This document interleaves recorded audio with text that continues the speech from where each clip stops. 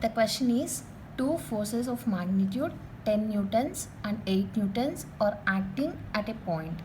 If the angle between two forces is 60 degrees, determine the magnitude of the resultant force. Here, the data given is two forces 10 newtons and 8 newtons are acting at a point. We have to find out the resultant of both forces. To solve this problem, first we need to draw the figure. The one force is magnitude 8 newtons and other force is 10 newtons. Here they mention the angle between the forces is 60 degrees. So by keeping an angle of 60 degrees, we have to draw another force, that is 10 newtons.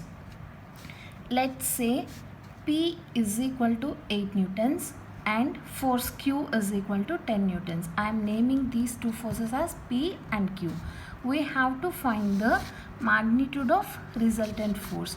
The name of that resultant force I am giving as R, and we have to find out the magnitude of that force.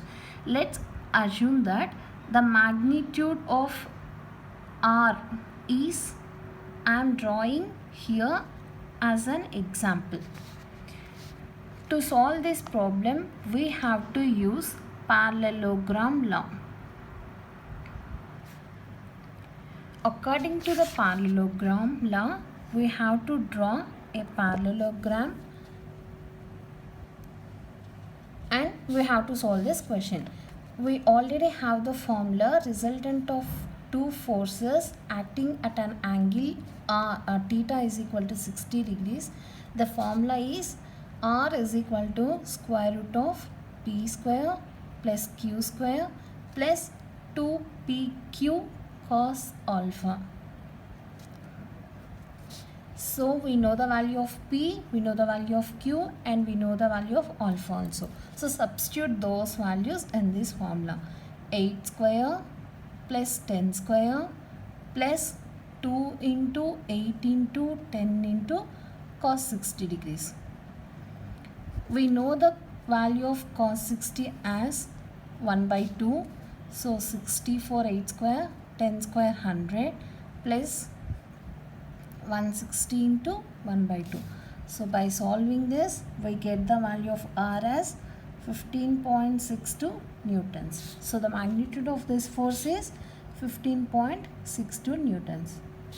But if you want to find out the direction of the resultant force also, we can find out. Let the direction of the resultant force R be theta degrees. To find theta, we have another formula, that is tan inverse of Q sin alpha by P plus Q cos alpha. That means tan inverse of 8 sin 60 by 10 plus 8 cos 60. By solving this, you can get the value of theta.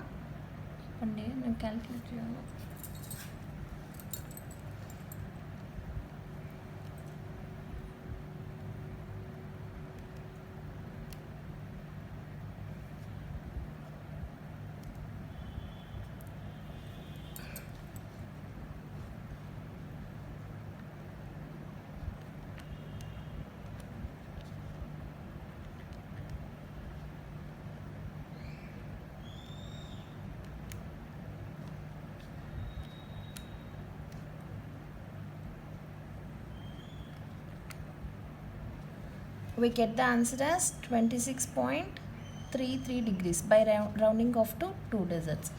Like this, we can get the magnitude of a resultant force and also direction.